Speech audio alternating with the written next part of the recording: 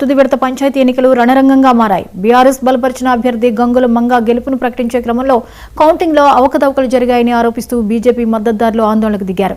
Recounting కోరుతూ నిరసన చేపట్టారు. ఈ క్రమంలో బీఆర్ఎస్ బీజేపీ మద్దతుదారుల మధ్య తీవ్ర ఘర్షణ జరిగింది. శాంతి భద్రతలు అదుపు తప్పడంతో పోలీసులు లాఠీచార్జ్ చేశారు. దీంతో ఆందోళనకారులు పోలీసుల వాహనాలపై రాళ్లు రువ్వారు. పరిస్థితిని అదుపులోకి తెచ్చేందుకు పోలీసులు గాల్లోకి కాల్పులు జరిపారు. పైడిపల్లిలో ప్రస్తుత పరిస్థితిని మా కరెస్పాండెంట్ రిషికేష్ అందిస్తారు.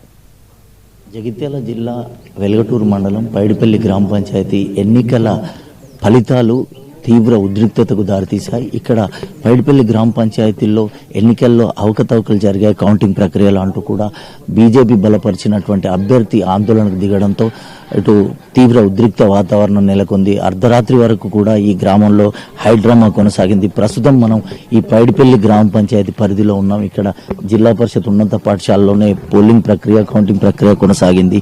ఈ నేపథ్యంలోనే ఇక్కడ నలుగురు అభ్యర్థులు పోటీ చేయగా ప్రధానంగా బీఆర్ఎస్ బలపరిచిన గంగుల మంగ, అదేవిధంగా బీజేపీ బలపరిచినటువంటి జక్కుల మమత మధ్య హోరాహోరీ పోరు నెలకొంది. ఈ నేపథ్యంలో చివరి నిమిషంలో 32 ఓట్లతో గంగుల మంగ విజయం సాధించినట్టుగా అధికారులు ప్రకటించారు. ఈ నేపథ్యంలోనే రీకౌంటింగ్ కు పట్టుబట్టడంతో జక్కుల మమతకు సంబంధించినటువంటి రీకౌంటింగ్ ఎన్నికల్లో సంబంధించి అవకతవకలు జరిగాయంటూ కూడా ఆమె రీకౌంటింగ్ కు పట్టుబట్టారు. ఈ నేపథ్యంలోనే ఒక ఘర్షణ వాతావరణం అనేటువంటిది చోటు చేసుకుంది. అధికారులు అప్పటికే ఎన్నికల ఫలితాలను ధృవీకరించడంతో ఇక్కడ ఉన్నటువంటి బీజేపీ శ్రేణులు కావచ్చు గ్రామస్తులంతా ఆందోళన దిగారు. ఇక్కడ ధర్నా చేయడంతో ఆ పరిస్థితి ఉద్రిక్తంగా మారింది. ఈ నేపథ్యంలో పోలీసులు వారిని చెదరగొట్టే ఒక ప్రయత్నం చేశారు. లాఠీ చార్జ్ నేపథ్యంలో మరింత ఉద్రిక్తతకు దారితీసింది ఈ పరిస్థితులన్నీ కూడా.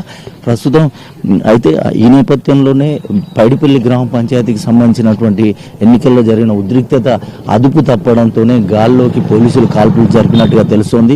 కాల్పులు జరిపినటువంటి పరిస్థితి 10 రౌండ్లు గాల్లోకి కాల్పులు జరిపినట్టుగా కూడా చెప్తున్నారు. మరోవైపు 3 రౌండ్లు కాల్పులు గాల్లోకి జరిపినట్టుగా పోలీసులు చెప్తా ఉన్నారు. దీనిపైన స్పష్టత రావాల్సి ఉంది. అయితే తీవ్ర ఉద్రిక్తత వాతావరణంలోనే పోలీసులకు కూడా అటు బీజేపీ శ్రేణులు కావచ్చు గ్రామస్తులకు జరిగినటువంటి ఘర్షణ వాతావరణంలో రాళ్లు రువ్వడంతో పోలీసులకు కూడా మరికొంతమంది గాయాలైనట్టుగా తెలుస్తోంది.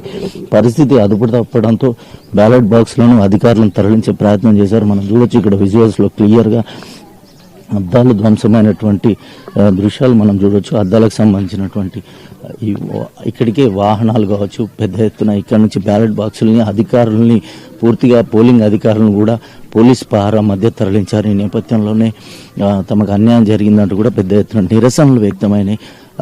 ఈ దాడిలోనే తీవ్ర ఉద్రిక్తత అనేటువంటిది చోటు చేసుకుంది. మనం ఇలా ఈ ప్రాంతం అంతా కూడా మనం చాలా గంభీరంగా ఉంది. మొత్తం చూడవచ్చు ఇక్కడ జరిగిన ఘర్షణ వాతావరణానికి సంబంధించిన ఆనవాళ్ళుగా మనం చూడవచ్చు. ఇవన్నీ పగిలిపోయినటువంటి అద్దాలు ఏవైతే ఉంటాయో వాహనానికి సంబంధించిన ధ్వంసమైనటువంటి అద్దాలన్నీ కూడా ఇక్కడ ఉన్నాయి. ఇది మొత్తంగా పోలింగ్ సంబంధించినటువంటి ఉద్రిక్త వాతావరణానికి సంబంధించినటువంటి పరిస్థితి. మొత్తంగా అయితే ప్రస్తుతం గ్రామంలో పరిస్థితి మాత్రం ప్రశాంతంగా ఉందని చెప్పొచ్చు. అయితే పోలీస్ పహారాల మధ్యనే ఈ యొక్క గ్రామ పంచాయతీ పాఠశాల కావచ్చు ఎన్నికల సంబంధించినటువంటి అంశాలన్నీ కూడా పోలీస్ పహారాలనే ఉన్నాయి. కొంత గంభీరమైనటువంటి సున్నితమైనటువంటి వాతావరణం అయితే గ్రామంలో ప్రస్తుతం నెలకొంది. అయితే ఈ ఘటనకు సంబంధించిన కారణాలు కావచ్చు, అయితే ఈ గెలుపు పైన రీకౌంటింగ్ సంబంధించిన అంశాలు కావచ్చు అధికారులు ధృవీకరించాల్సి ఉంది. అదేవిధంగా గాల్లోకి కాల్పులు జరపడానికి గల పరిస్థితులను జిల్లా యంత్రాంగం పోలీసు యంత్రాంగం బయట పెట్టాల్సి ఉంది. ఇది ప్రస్తుతానికి తాజా పరిస్థితి. కెమెరా పర్సన్ రాహింతో రిషికేష్, 99 టీవీ, పైడిపల్లి గ్రామం నుంచి.